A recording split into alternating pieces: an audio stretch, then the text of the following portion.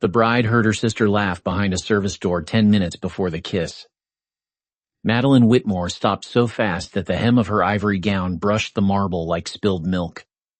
The country club ballroom behind her glittered with chandeliers, polished silver, and patient smiles. Guests were waiting for the final toast. A string quartet was playing something soft and expensive. Everything looked perfect. Then Bianca Knox laughed again. The sound came through the narrow crack of a half-closed service door near the ladies' lounge. It was low and smug and intimate.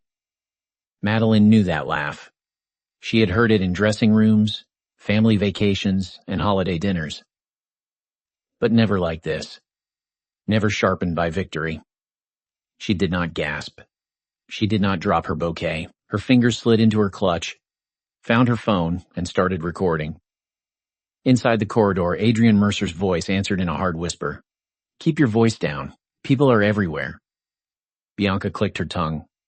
"Relax. We already signed the paperwork. She thinks tonight ends with a honeymoon. It ends with a power of attorney." Madeline leaned one shoulder against the cold wall. The chill went through the silk and into her spine. Her face stayed still. Adrian let out a short breath. "Only if your mother does her part. Diane has to push the trust angle. Madeline listens when people call it family duty." Bianca laughed again. "She listens because she has spent her whole life trying to be the good daughter. That is why she is so easy to steer." Words landed one by one. Good daughter. Easy. Power of attorney. Madeline stared at the mirror across the hall. The woman in white stared back. Her diamond earrings flashed. Her lipstick was perfect. Her eyes were not broken. They were becoming cold. Adrian kept talking.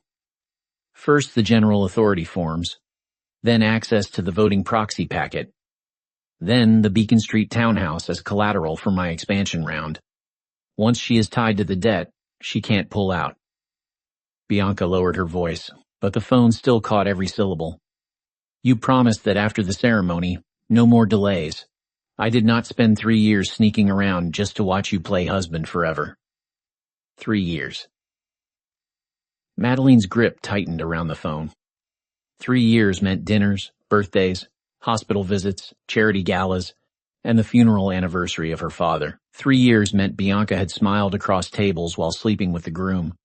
3 years meant Adrian had kissed Madeline on the forehead while mapping out her financial dismemberment. Adrian sounded impatient. "Don't be dramatic. I told you already. The marriage is the entry point, not the prize." "The prize is her company," Bianca said. "No. The prize is control. Whitmore Foods is just the front window. The real money sits behind her signatures, her trusts, and whatever old Lang is helping her hide." Madeline's eyes narrowed. Victor Lang had been her father's oldest partner. Publicly, he was a senior board member at Whitmore Foods. Privately, he knew more about her finances than anyone alive. Adrian had noticed him. That was useful. It meant Adrian had been hunting in the right forest, but still under the wrong tree. Bianca spoke with a smugness that made Madeline's skin feel numb. "He is not that smart. I found the North Astor Trust reference months ago. If she had real instincts, she would have locked everything sooner." Adrian laughed under his breath. "North Astor is small. The real jackpot is getting my name into her decision chain. Once a husband starts helping with signatures, nobody notices how wide the door opens." Madeline closed her eyes for 1 second. There it was. Not just betrayal, strategy. If she had burst through that door, they would have lied.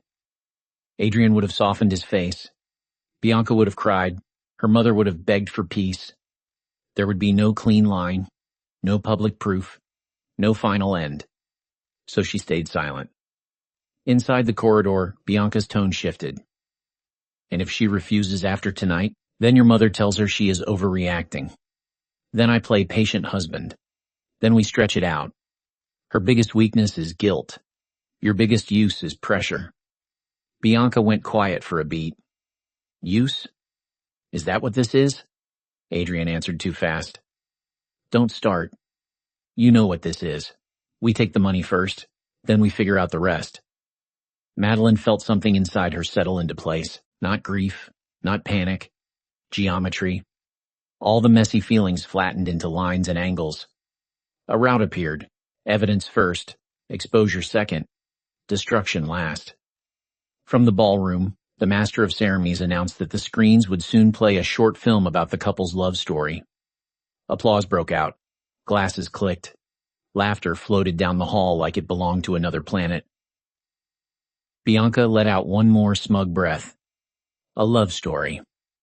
God. Adrian answered with a sound close to contempt. Go fix your face. We cannot afford a scene before the filing hits. Madeline saved the audio file before the service door even opened. Then she did something that would have terrified her a year earlier. She opened a second app and sent 2 messages. To Victor Lang, come to the front left aisle. Bring Thomas Archer with you. Do not ask questions. To Naomi Reed, stay near the sound booth. No matter what happens, do not let anyone touch my phone. She put the phone back into her clutch, dabbed the corner of one eye with a tissue, and adjusted her veil. The service door opened. Bianca stepped out first in pale blue silk. Pretty and polished, her expression already rearranged into sisterly concern. She saw Madeline and froze for half a heartbeat. Then she smiled. There you are, Bianca said. Everyone is looking for you. Were you crying from happiness? Madeline looked at her calmly. It was the first time in her life she had seen Bianca, without childhood, history, or pity softening the view.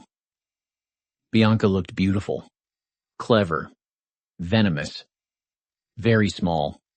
Adrian emerged behind her. His tuxedo was flawless. His smile came automatically, the kind that had charmed donors, investors, and elderly women at church fundraisers. Darling, he said, you disappeared. Madeline met his eyes. He was the first to look away. A lot became clear, she said. He frowned.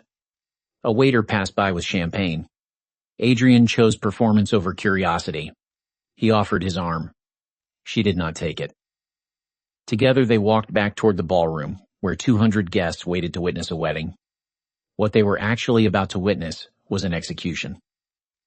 Chapter 2. The ballroom fell silent on the first line of the recording. Madeline did not hurry. That was the detail people would remember later. She did not shake. She did not scream.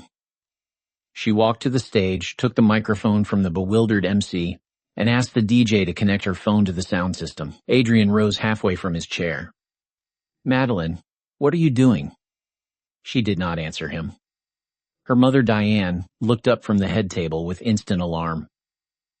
Bianca's fingers tightened around the stem of her champagne glass. Naomi had already moved beside the DJ booth exactly as instructed. Victor Lang was on his feet near the front row. Beside him stood Thomas Archer, chairman of Beacon Harbor Bank, his lined face unreadable. Madeline nodded to the DJ. Then Bianca's voice thundered through the speakers. Relax. We already signed the paperwork. She thinks tonight ends with a honeymoon. It ends with a power of attorney. The room changed in a single breath. People who had been smiling a moment earlier sat frozen with forks suspended in midair. The giant screens behind the floral arch showed only the pulsing waveform of the audio file. The stripped visual made the voices feel even more naked. Adrian lunged toward the booth. Victor Lang stepped in front of him before he got close. Sit down, Victor said quietly. Adrian's face hardened. Move. If the recording is fake, Victor replied, you can explain after it finishes. It did not finish quickly. Every sentence landed like a hammer. 3 years, power of attorney, voting proxies, townhouse leverage, husband as entry point, guilt as weakness, Bianca as pressure. When Adrian's voice said, the marriage is the entry point, not the prize, a woman near the center table actually covered her mouth. When Bianca said the prize is her company, Richard Mercer, Adrian's father, stood up so fast his chair scraped the floor. His wife, Evelyn Mercer, hissed, Turn it off. This is outrageous. Madeline let it keep playing. Then came the line that killed any hope of confusion. The real money sits behind her signatures, her trusts, and whatever old Lang is helping her hide. Victor did not move. But his jaw tightened. The recording ended. The ballroom stayed still. No music. No clinking glasses. No whispers at first. Just the hum of the air system and the soft electrical buzz of the speakers. Bianca was first to break. "It is edited," she snapped. "She cut things together. She has always hated me." Diane stared at her younger daughter as if she no longer understood the language coming out of her mouth. "Bianca," she whispered, "that was your voice." Adrian switched tactics at once. He straightened his jacket, softened his face, and looked at the room like a man injured by madness. "Everybody needs to calm down," he said. This was a private argument taken out of context.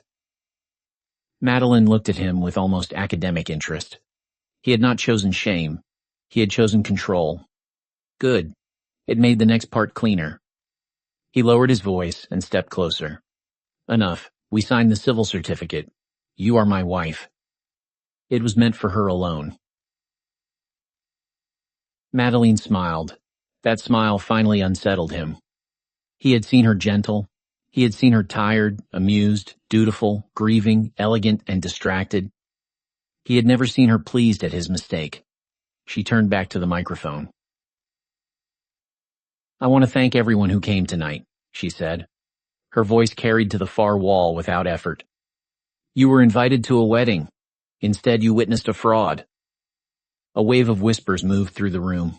Adrian lifted his chin. "Be careful with that word." "No," Madeline said. "You should be careful with it." She looked toward Thomas Archer. "Mr. Archer, would you stand for a moment?" The old banker stood. Confusion passed over Adrian's face. It lasted only a second. Then wariness replaced it. Madeline continued. 3 days ago, Adrian's company, Lattice Forge Systems, received a conditional bridge commitment for $12 million from North Astor Ventures. That got Adrian's full attention. Only a handful of people in the room would have known his company had been desperate for short-term liquidity. Fewer still knew a rescue term sheet had arrived late enough to save him from payroll collapse. Adrian's eyes narrowed. "How do you know that?" Madeline ignored him. "North Astor Ventures," she said into the microphone, "is controlled by a parent structure called Aurelian Capital. Most people in this room have heard the name. Almost none know the principal." Thomas Archer remained standing.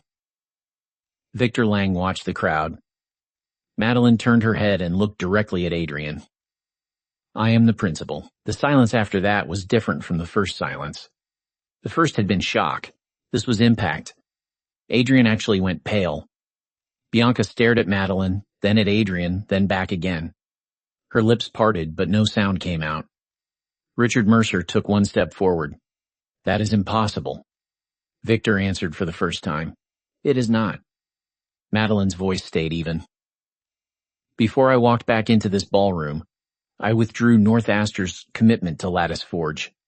I also authorized Fraud Counsel to notify Beacon Harbor Bank and 3 vendor credit insurers that Adrian Mercer obtained material access to the relationship by misrepresentation and concealed conflict. Every lender on his expansion stack will receive the same notice before midnight." Now, the room was no longer merely watching scandal. It was watching a building collapse. Adrian found his voice. "You vindictive little liar. You cannot do this because of one ugly conversation. I can do it because your company made representations while you were conspiring to obtain control of my personal assets and corporate proxies through marriage fraud. That makes every statement of intent and good faith attached to your financing package radioactive." He looked as though someone had hit him in the chest. Madeline went on. "And since you are so proud of the civil certificate, let us be precise. You are not negotiating a divorce payout. You are about to defend an annulment petition grounded in fraudulent inducement. You will not touch my trusts. You will not touch Whitmore Foods. You will not touch the Beacon Street townhouse. You will not touch anything except the consequences you built for yourself. Bianca finally exploded. You think this makes you superior? She shouted. You always had everything. Dad's money, the schools, the reputation, the polished life. You stood there acting noble while everybody else got scraps. Madeline turned to her slowly. 100 faces watched them. No one blinked. Bianca, Madeline said, you think you stole a crown. You picked through a quarantine bin. Bianca recoiled as if slapped. Adrian tried to recover. You are overplaying your hand. Even if the court hears this, we are still married. You cannot erase that tonight. Madeline took off her ring and placed it on the white linen beside an untouched glass of champagne. That is the only correct thing you have said all evening, she replied. I cannot erase it tonight. I can erase it properly, publicly, and permanently. Diane stood at last, her face gray. Madeline, please, let us talk in private. For years those words had worked on her. Private meant softening. Private meant swallowing. Private meant someone else's shame became her burden to carry. Not tonight. Not now, Mother. Diane sat back down as if the bones had gone out of her legs. Naomi moved to Madeline's side. So did Victor. Thomas Archer gave one short nod and reached for his phone. His message to the bank would travel faster than gossip. Adrian took another step toward the stage. You will regret humiliating me like this. Madeline looked at him, then at the guests, then at the ruined cathedral of flowers and candles meant to bless a lie. No, she said. Regret is what ended tonight. She handed the microphone back to the MC, who accepted it with both hands as if it were evidence. Then she walked out of the ballroom. Behind her, chaos finally broke open. Chapter 3. Adrian called 12 times before sunrise.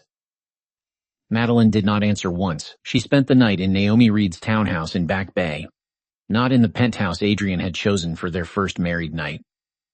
Her gown had been cut away with kitchen scissors because neither of them had the patience to unzip memory carefully. By dawn, the dress lay across a chair like the shed skin of a dead animal.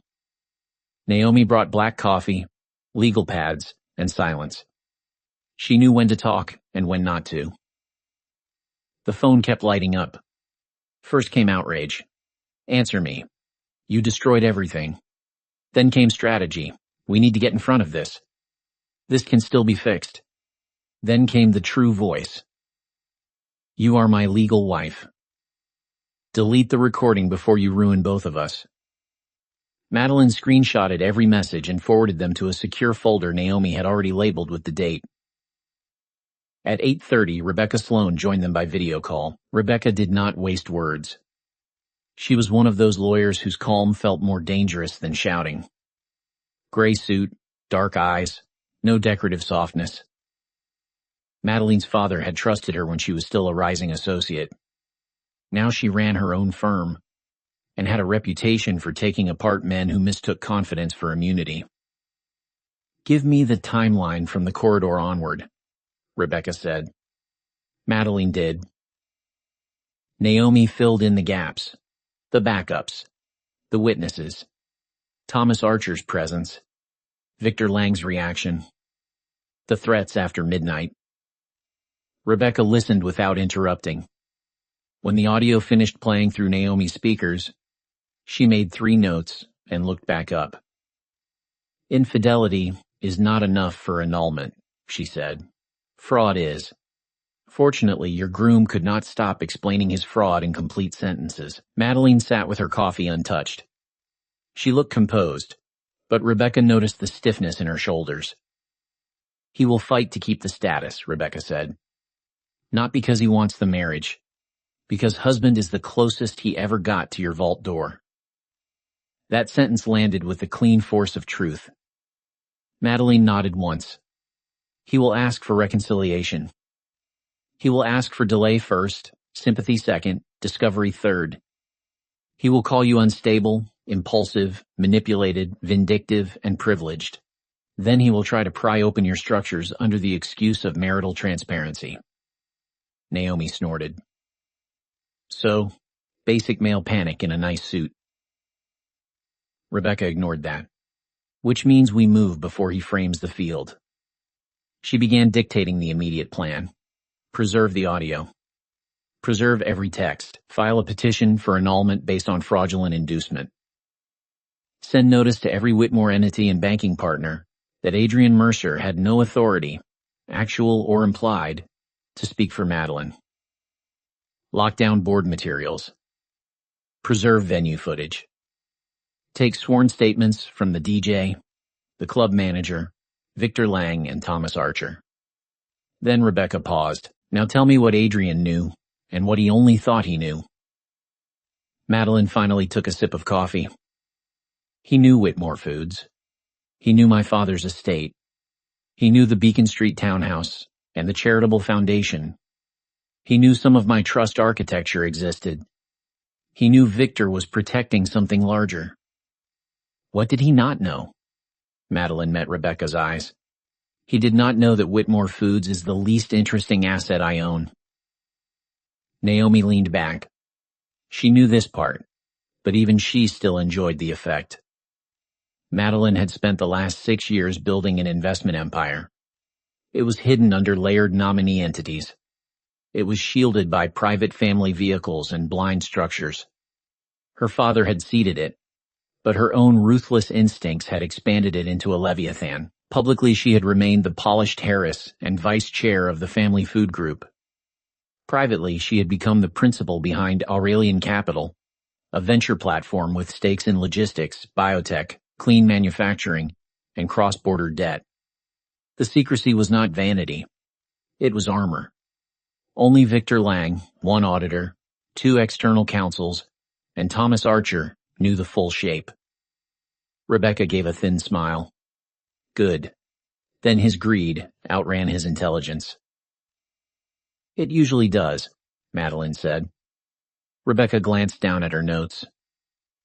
One more thing. Did you suspect before last night? Madeline answered honestly. I suspected pieces, not the full chain.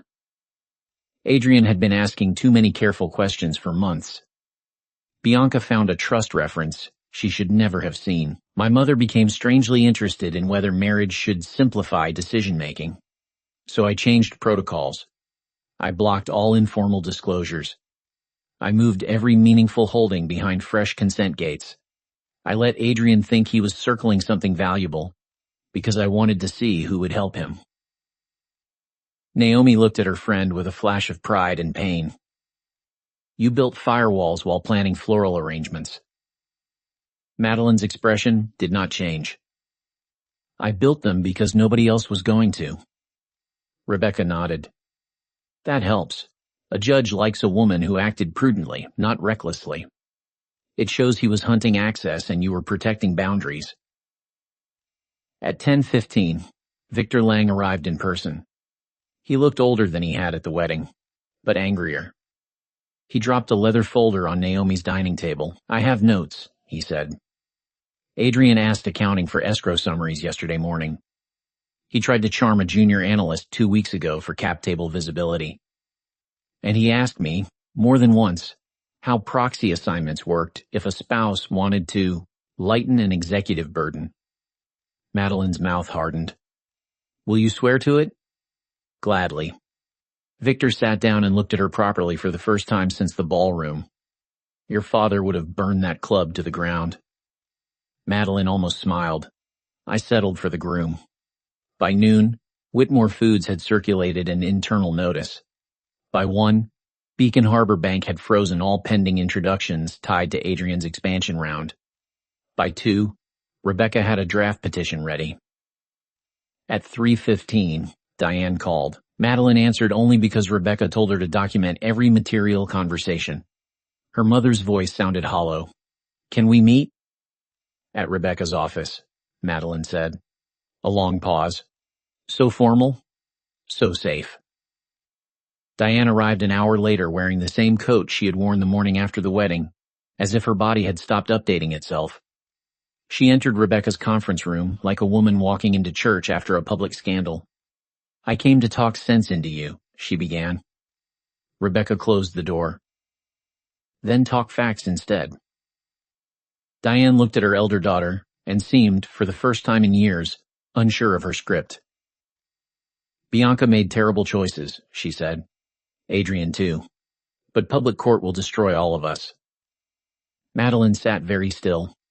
"It already destroyed all of us. Court only names the wreckage." Diane gripped her handbag. "He said he loved you." Rebecca spoke before Madeline could. "He also said the marriage was an entry point, and your elder daughter was easy to steer." Diane flinched. Madeline watched her. There had been a time when that flinch would have moved her.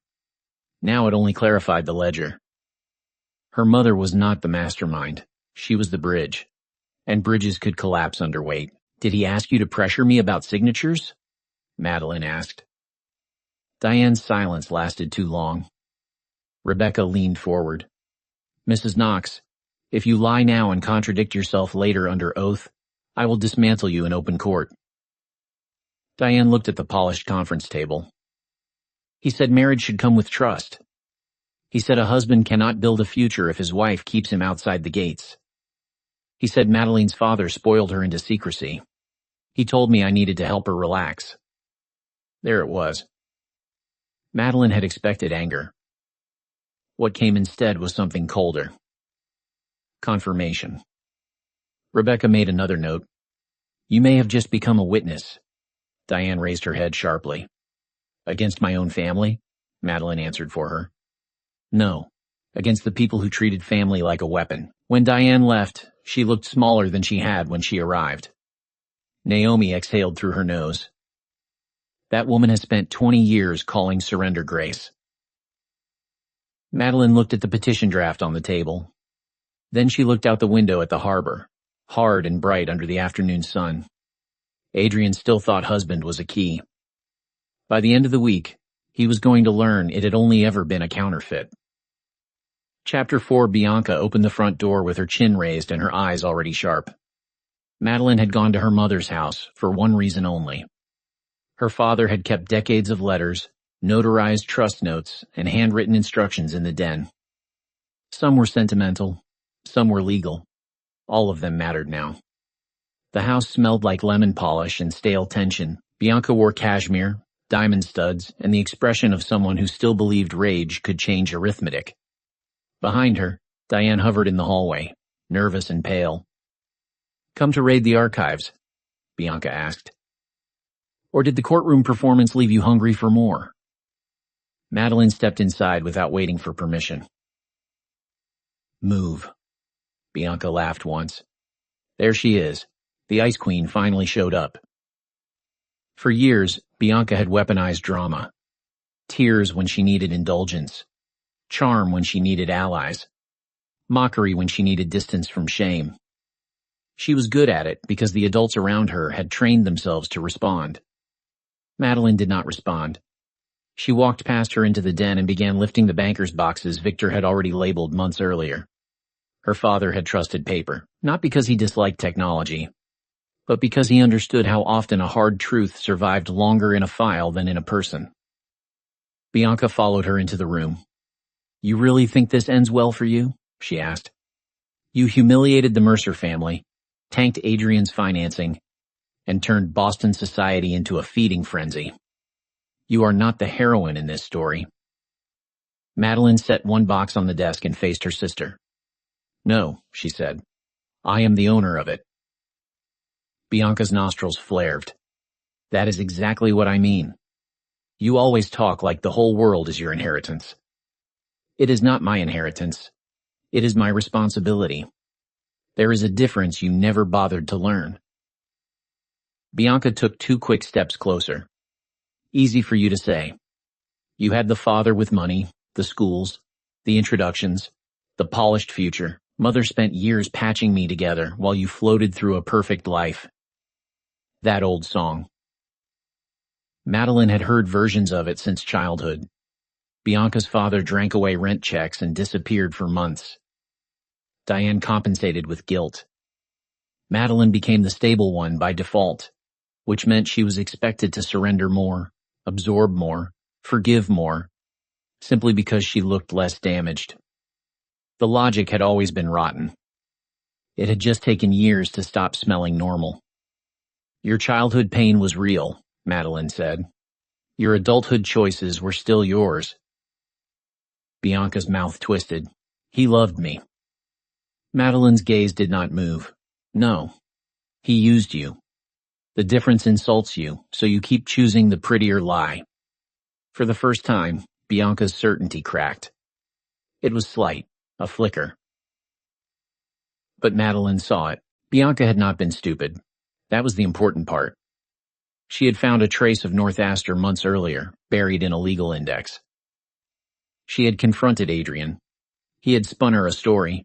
He told her it was a side vehicle, a minor sleeve, nothing compared to the public company and family estate. He had fed her just enough information to keep her ambitious, and just little enough truth to keep her obedient. She had not been dumb. She had been greedy and vain and played by a better liar. Bianca recovered and crossed her arms. You think you are above all this because you had secret money tucked behind secret doors. Madeline lifted the second box. No. I think I am above letting people rob me politely. Diane spoke from the doorway at last. Please stop. Both daughters turned. There was a time when Diane saying those words would have meant the conversation ended in forced mercy. Today her voice carried no authority, only exhaustion. Bianca looked at her mother in disbelief. That is all you have? Stop. Diane swallowed. I have more. I just should have said it years ago. The room went quiet. Bianca stared at her. Madeline did too. Diane clutched the doorframe. I told myself I was protecting the weaker child, but I kept asking the stronger child to bleed for it. I made sacrifice look like virtue because it was convenient for me. Bianca's face went dark. Now you care about truth because the club heard the recording? Diane closed her eyes for a second. No, I care because I heard myself inside it. Madeline said nothing. She was not ready to reward self-awareness like it erased history. It did not, but it mattered that Diane was finally speaking in cause instead of fog. Bianca took out her phone and laughed bitterly at the screen. Wonderful. Mother finds a conscience after the city does. Bianca, Diane said quietly, did you know how far he planned to go? Bianca's answer came too fast. Far enough. That was answer enough. Madeline lifted both boxes and moved toward the door. Diane followed her into the foyer. There are letters too, Diane said. From your father. I kept some back when you were younger. Madeline stopped. The box in her arms suddenly felt heavier. Why? Diane looked away. Because I was angry at him for dying and leaving you looking at me like I had failed to become him. That honesty hurt more than excuse. It also sounded more useful. Bring them to Rebecca Sloane's office, Madeline said. Not to my home, Diane nodded. Behind them, Bianca leaned against the staircase and watched with burning eyes. So that is what this is, she said. You win the company, the court, and Mother. Madeline turned back once. You were never competing with me for Mother, she said. You were competing with your own emptiness. Adrian just gave it a shape. She walked out carrying the boxes. In the driveway, the late afternoon wind hit her face. She stood beside Naomi's car for a moment and listened. Inside the house, Bianca started shouting. Diane answered. Then silence. Then Bianca again, louder. Same pattern. Same family. Same damage. Naomi loaded the boxes into the trunk and glanced over. How bad? Madeline got into the passenger seat. Exactly bad enough. That night, Rebecca's office authenticated venue footage, locked witness statements, and finished the petition. The filing hit court the next morning. Adrian responded within hours. He denied fraudulent intent. He denied meaningful misconduct. He claimed the hallway conversation had been an emotional exchange, distorted by stress. Then he filed a motion requesting a reconciliation period on the grounds that a valid family unit had been disrupted by public humiliation and outside interference. When Rebecca read that section aloud, Naomi barked out a laugh so sharp it almost sounded violent. "Family unit," she said. He really dressed extortion in wedding language. Madeline took the page from Rebecca and read the motion herself. Every sentence tried to turn force into tenderness. Every paragraph tried to make his persistence look noble. It was shameless. It was also predictable. He still believed delay was leverage. He still believed pressure could exhaust her. He still had not grasped the scale of the wall he had run into. And he was about to make that mistake in public. Chapter 5. The first hearing lasted 48 minutes and changed the temperature of the case. Family court was smaller than the Whitmore boardroom and less elegant than the ballroom Adrian had tried to conquer. But it held power in a more serious way. Nothing sparkled. Nothing softened. The walls were clean, the benches hard, and the judge looked like a woman who had seen too many liars mistake charm for evidence. Adrian arrived in charcoal wool with the face of a noble sufferer. He had rehearsed it well. The lowered eyes, the controlled grief, the careful pauses before speaking. He wanted the room to see a husband trying to salvage love, not a failed operator trying to salvage access. Madeline noticed one thing immediately. He came alone to the front row. Bianca was missing. His parents sat behind him. Evelyn Mercer looked offended by the building itself. Richard Mercer wore the pinched expression of a man realizing banks obey documents more than family prestige. Rebecca rose first and outlined the petition. Fraudulent inducement. Long-term affair. Coordinated plan to secure powers of attorney, proxy influence, and property leverage. Material concealment before marriage. Immediate misuse of marital status after exposure. Adrian's counsel objected to nearly every exhibit. The audio was inflammatory, the context incomplete, the emotional setting volatile, the trust concerns ordinary, the husband merely eager to build a shared life. Then Adrian stood. That, Madeline thought, was his mistake. He could never resist his own performance. "Your Honor," he said, voice soft and pained. "I love my wife. I have made mistakes, but not the monstrous ones being painted here. I came to marriage in good faith. We had a disagreement with a complicated family member. Instead of speaking privately, she chose public destruction. I am asking only for time and an opportunity to repair my family." The judge looked over her reading glasses. "And the discussion of powers of attorney?" He did not hesitate. "Normal marital planning. The discussion of later divorce once assets were intertwined?" He lowered his head. An ugly remark under pressure. Rebecca did not even look impressed. She had heard better lies from weaker men. She presented the texts, the after-midnight threats, the insistence on husband as a legal weapon, Victor Lang's affidavit, Thomas Archer's banking notice, internal logs from Whitmore Foods, showing Adrian's attempts to request escrow summaries before the ceremony. Then Rebecca delivered the line that shifted the hearing. "The respondent is not clinging to a marriage," she said. "He is clinging to a title. His filings refer to emotional repair. His actions refer to assets." The judge denied the immediate reconciliation request. Adrian hid his reaction well, but not perfectly. Madeline saw the small muscle jump in his cheek. The judge did grant one thing, a forensic review of the audio file. Adrian's lawyer nodded as if that were a victory. Rebecca knew it was just a delay. An annoying one, not a dangerous one. As they left the courtroom, Adrian finally broke his saintly mask. He came close enough for his voice to reach only Madeline and Rebecca. "This is going to take months," he said. "By the end, you will settle just to make me stop." Rebecca answered before Madeline could. "Say that louder. I would love the bailiff as a witness." Adrian smiled without warmth, still hiding behind paid talent. Madeline met his eyes. still mistaking noise for leverage. He let them pass, but he was already shifting strategies. That afternoon he turned to optics. He appeared outside Rebecca's office with white roses, a navy coat, and the face of a man burdened by tragic love. He made sure 2 reception staff saw him waiting. He made sure a junior associate overheard him say he only wanted peace. Rebecca had him removed in under 3 minutes. Before security led him away, he held the roses out toward Madeline. "I am willing to forgive the public humiliation," he said. She stared at the bouquet, as if it were a contaminated object. "You still think generosity is what this room lacks."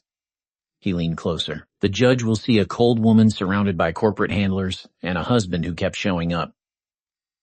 Rebecca wrote down the time of the encounter without lifting her head. "And now the judge will also see harassment." The next week became paper warfare. Subpoenas flew. Adrian's team requested broad discovery into Madeline's premarital assets. They claimed marital interest. They requested trust documents. They hinted at hidden transfers. They asked for private schedules, capital flows, and internal summaries they had no right to see. Rebecca fought each demand line by line. Then the forensic report on the wedding audio came back. Authentic. No splice points. No synthetic overlays. No signal anomalies. Voice match conclusive. When Rebecca forwarded the report, she added only 5 words. He just lost his favorite lie. That same evening, an encrypted email reached Rebecca's office through a secure intake channel. No message. Just an attachment titled Post-Ceremony Timeline. Rebecca did not open it on a live system. She had it screened, isolated, and mirrored first. When the file finally appeared on the conference room monitor, Madeline felt no shock. Only recognition. It was a spreadsheet. Clean columns.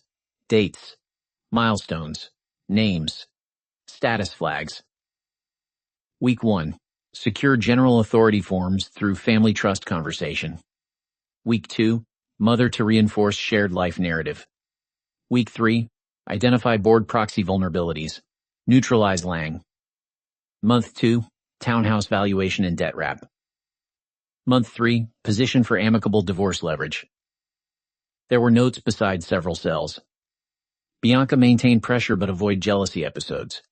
Use husband language whenever resistance rises. If annulment attempted, request counseling and psych review. Drag until exhaustion. Naomi read the lines aloud with open disgust. He literally turned a wedding into project management. Rebecca zoomed in on metadata. This is explosive. It is not yet court ready. Can it be traced? Madeline asked. Likely. But I need more than likely. If I introduce anonymous poison and fail to authenticate it, I give him a new script. Madeline looked at the final line on the sheet. By month 6, asset fusion should create exit leverage. Not love, not future. Fusion, exit, leverage.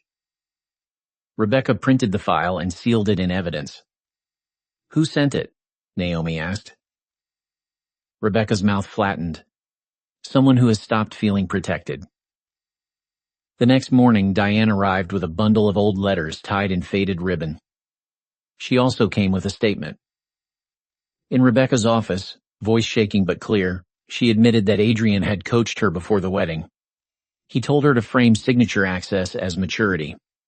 He told her to call secrecy childish. He told her that a decent wife would not keep her husband outside the gates of family money. Rebecca got it all on the record. When Diane finished, she looked at Madeline with wet eyes. I do not expect forgiveness. Madeline rested her hand on the letters, not on her mother's. Good, she said. Expectation has caused enough damage. By the end of that day, the case had teeth. Adrian still did not know how hard they could bite. Chapter 6 Lattice Forge systems began to die in public on a Tuesday. First came the vendor notices, then the insurer review, then the bank's revised risk posture.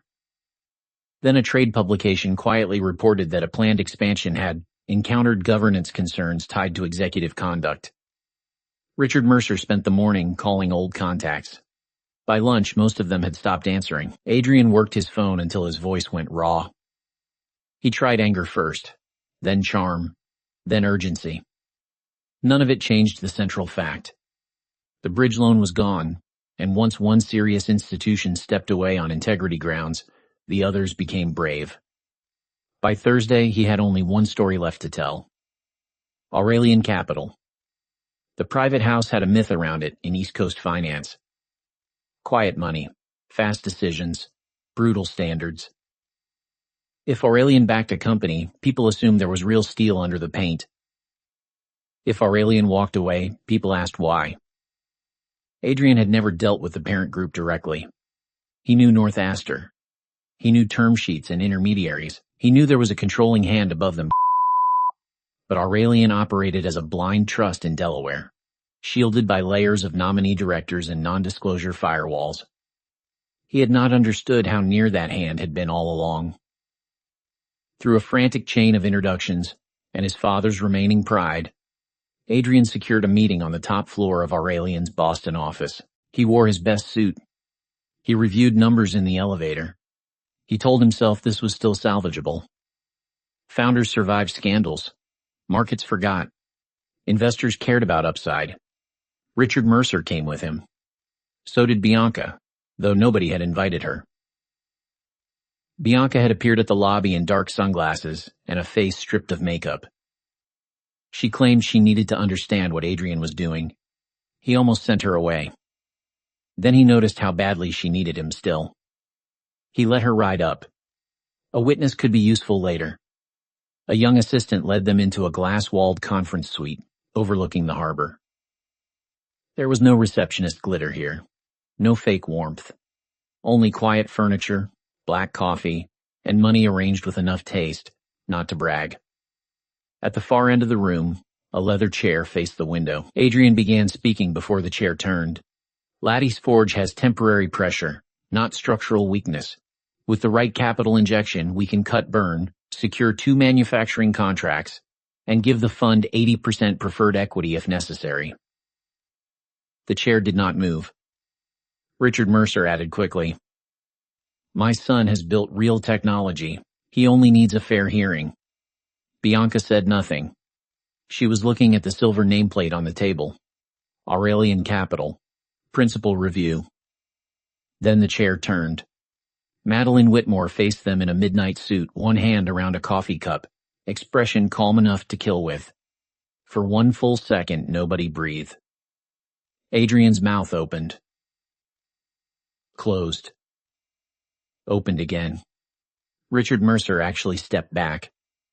Bianca's face lost color so fast it looked painful. Madeline set the coffee down. "Continue," she said. "You were offering me 80%. Adrian's knees seemed to forget their job. He grabbed the back of a chair to stay upright. "This is a game," he said hoarsely. "No," Madeline replied. "The game was the part where you thought the public company was the kingdom." Bianca stared at her as if finally seeing the edges of a map she had misread for years. Madeline let the silence work on them before continuing.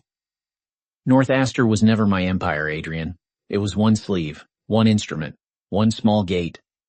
You spent 3 years trying to pry open the front window while insulting the architect." Richard Mercer found anger before dignity. "You hid this." Madeline looked at him. "From your son?" "Yes." Adrian took a step forward. "You cannot destroy a company because a relationship ended badly." Madeline almost looked amused. "A relationship ended badly when someone forgets an anniversary. You attempted marriage fraud, asset capture, and witness intimidation. Your company is not dying because I am emotional. It is dying because lenders dislike founders whose ethics trigger discovery." Bianca whispered, "You said North Astor was minor." Adrian turned on her too fast. "Be quiet." Madeline caught that. There it was. The pecking order revealed under stress. Bianca was not the chosen one. She was expendable inventory. Madeline folded her hands on the table. "I know about the spreadsheet," she said. "I know about the pressure plan, the proxy plan, the townhouse valuation, and the delay strategy. I know enough that this meeting is not really about investment. It is about humiliation." Adrian's breathing had gone thin and uneven. "What do you want?" he asked. At last, the correct question. Madeline answered without drama. "I want nothing from you. That is the part you still cannot understand. Men like you survive on the fantasy that every woman in the room is bargaining. I am not bargaining. I am documenting." Bianca made a small sound. It was not a sob. It was the noise a person makes when a lie collapses inward and leaves them standing in the dust. Adrian looked at her, then back at Madeline. "Please." It was the first honest word he had said in weeks. He did not say it because he loved her. He said it because payroll debt and exposure had finally reached his throat. Madeline stood. "Your hearing is in less than 24 hours, she said. "You should use the remaining time to decide whether perjury still feels clever." Richard Mercer tried once more. "There has to be a business solution." Madeline's eyes turned cold. There was. It was called not trying to rob me. She moved toward the door and opened it herself. Outside stood Rebecca Sloan and a compliance officer. Rebecca spoke first. "Mr. Mercer, before you leave, you should know my office has also received records regarding attempted witness pressure. You may want new criminal counsel." Bianca swayed. The compliance officer guided her to a chair in the outer hall before she hit the floor. Adrian did not kneel all the way, but the movement was close enough to count. His hand hit the conference table. His head dipped. Pride had finally met concrete. Madeline watched him for a moment. He had once told her that success belonged to people bold enough to take. He said hesitation was for weaker families. He admired appetite. He mistook appetite for power. Now he looked exactly like what he was. A hungry man who had mistaken a locked museum for an open buffet. Madeline left the room without another word. She didn't need to look back. She already knew what would happen next. 2 weeks ago, Rebecca had quietly routed a conditional immunity offer to a private email address Bianca used for boutique purchases. The seed was planted. By evening, Bianca had sent Rebecca a message requesting an emergency meeting. She was ready to hand over everything. Chapter 7 Bianca arrived at Rebecca's office with a split lip, a bruised wrist, and no illusions left. She did not cry. That was the most surprising part. The old Bianca would have entered in tears, seeking position through fragility. This Bianca looked hollowed out, angry, and finally sober. She placed a flash drive on the conference table and kept her hand on it for a second before letting go. "He waited for me outside my building," she said. "When I told him I was done covering for him, he said I was unstable, vindictive, and lucky he had ever chosen me. His father told me a doctor could easily describe me as emotionally compromised if I started inventing stories for court." Rebecca's expression did not change, but Naomi muttered something vicious under her breath. Bianca looked at Madeline once, then away. "I kept things," Bianca said. "Not because I am noble, because I did not trust him either." That, Madeline believed. The flash drive held 3 years of messages, draft notes, deleted backups, and voice memos Bianca had exported after every major argument with Adrian. She had been preserving ammunition even while pretending devotion. That was the part people often missed about selfish people. They rarely trusted each other. Greed does not create loyalty. It creates temporary alignment. Rebecca reviewed the material in silence. Text after text stripped Adrian bare. After the civil filing, she will soften. Women like her fear scandal more than loss.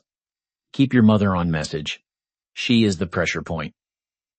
Without board visibility, marriage is just ceremony. If annulment starts, request counseling, mental strain review, and delay every hearing possible.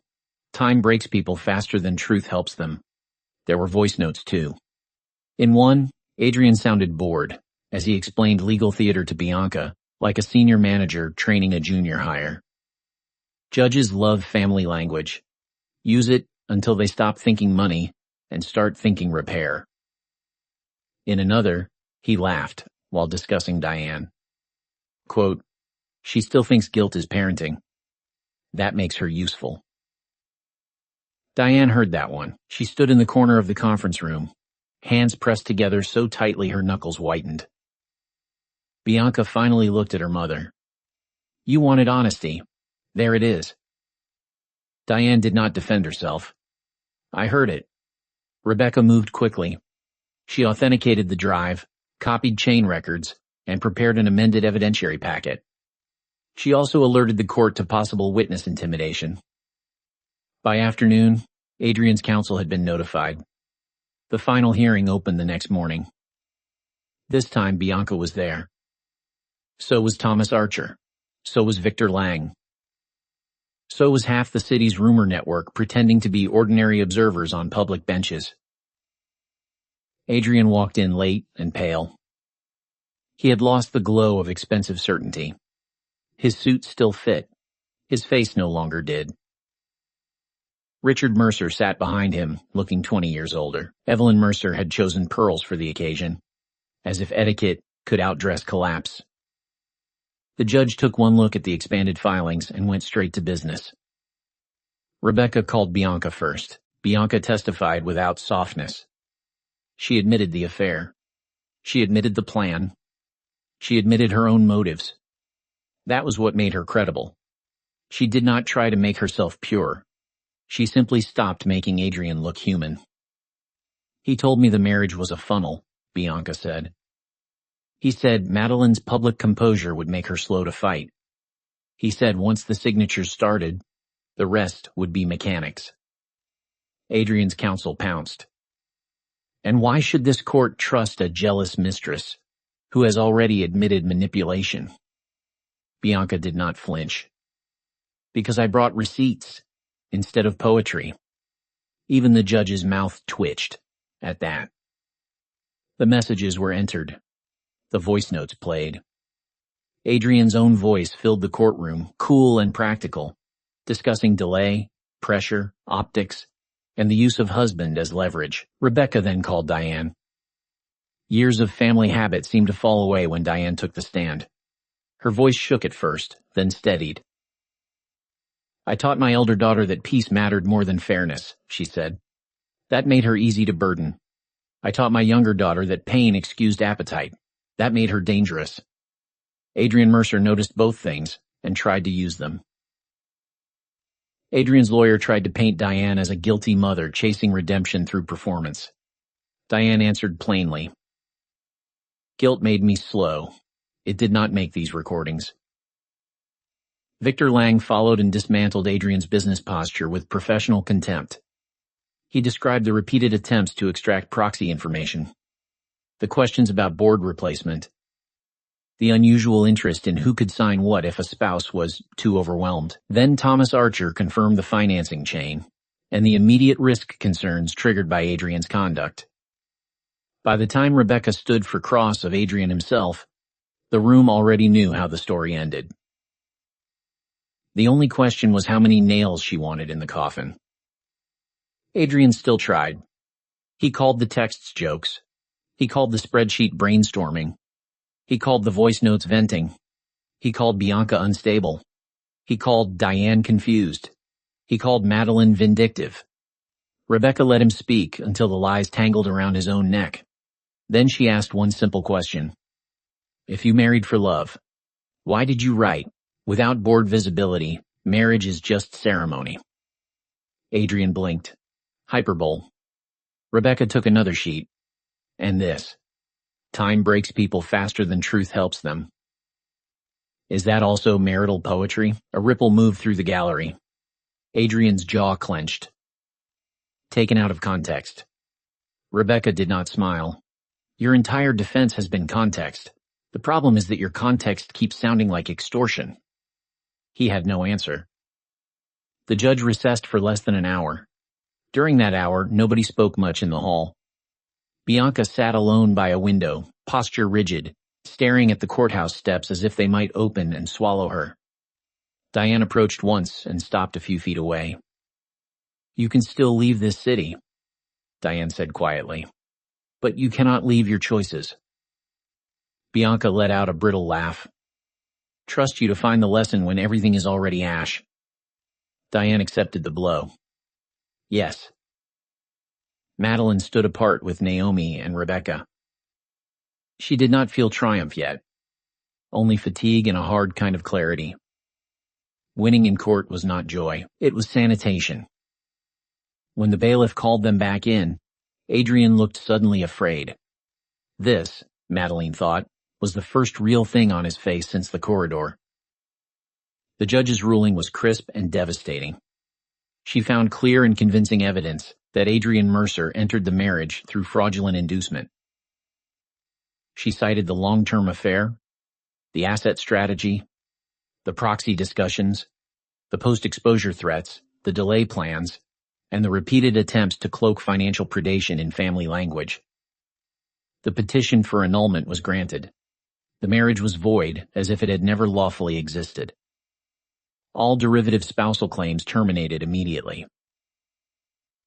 The judge also referred the intimidation material to the appropriate authorities for review.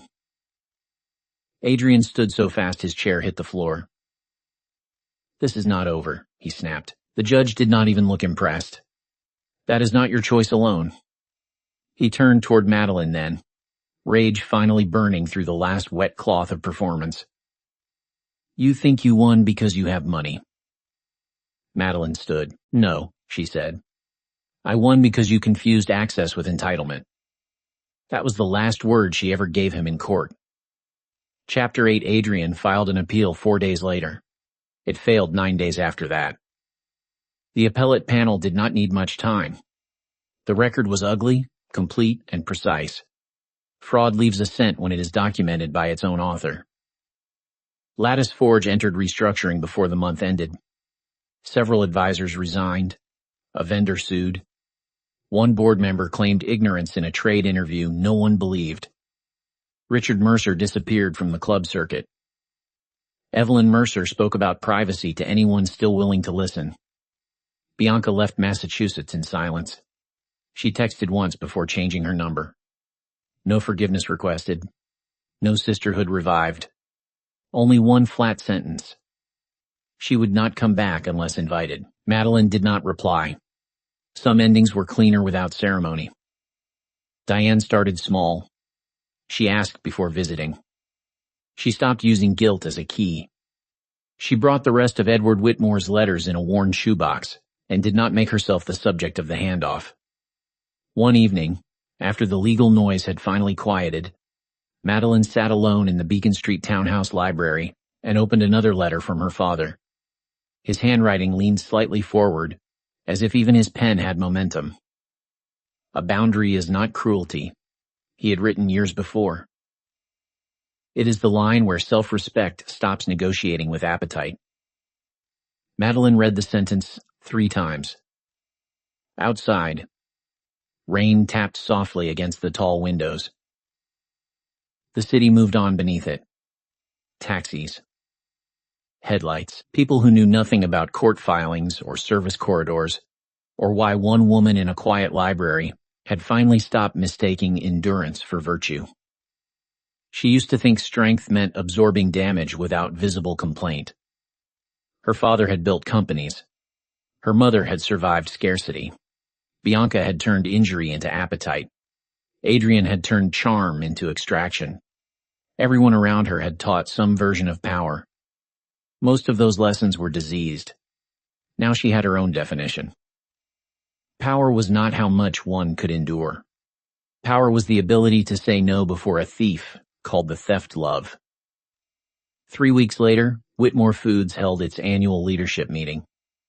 Victor Lang introduced Madeline not as the careful heir, not as the grieving daughter, and not as the temporary keeper of a dead man's seat. He introduced her as chair. The room stood. Madeline accepted the applause with steady eyes. She did not mention Adrian. She did not mention court. She spoke about operations, expansion, labor standards, and a new logistics initiative that would cut waste across 3 states. Clean work. Real work. Work that had nothing to do with being chosen by a man.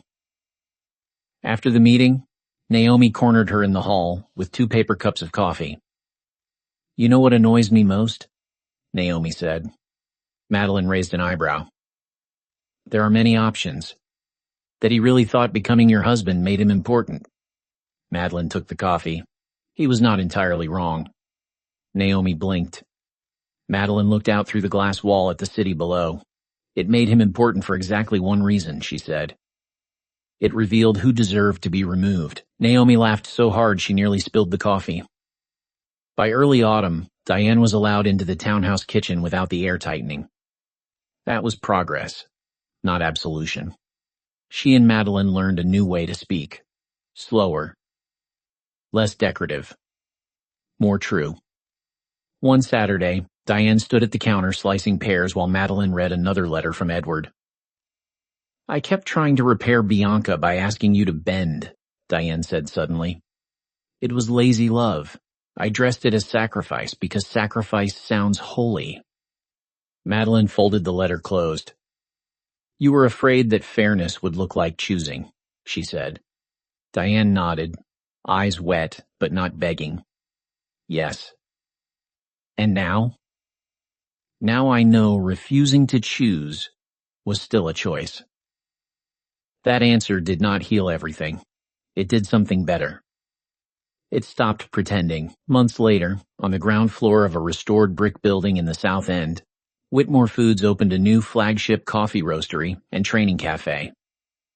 It was a smaller project than Aurelian's global deals, and a quieter one than a courtroom win. Madeline loved it for exactly that reason. The place smelled of roasted beans, citrus glaze, and warm bread. Employees moved with crisp confidence. Students from a neighborhood training program laughed near the pastry case. Naomi directed flower placement like a battlefield general. Victor Lang argued about espresso ratios with a barista half his age and somehow lost. Diane arrived last. She paused near the entrance, unsure whether to step fully inside. Madeline walked over and handed her a cup without a speech. Diane took it with both hands. No tears. No performance. Just a beginning. That night, after the launch crowd thinned and the chairs were stacked, Madeline stepped outside onto the rain-dark sidewalk. The windows behind her glowed amber. Inside were people, work, warmth, and a future built by discipline instead of hunger. Her phone buzzed. Unknown number. The text was short. You cannot erase what we had. No name. No need. Adrian still believed history itself was a form of leverage. Madeline looked at the message for exactly 2 seconds. Then she screenshotted it to Rebecca, blocked the number, and deleted the thread. Naomi came out carrying a cake box and nudged her shoulder. Him again? Madeline slid the phone into her coat pocket. Not anymore. She looked through the glass at the roastery, at the staff laughing while they cleaned, at the long oak counter built from reclaimed wood, at the place her father would have loved, and her younger self might have been too tired to protect. Betrayal had not made her hard in the way people feared. It had made her clear. The difference mattered. A woman could close a door forever and still keep a house full of light. If you like sharp reversals, powerful characters, and fast stories told cleanly, subscribe for more.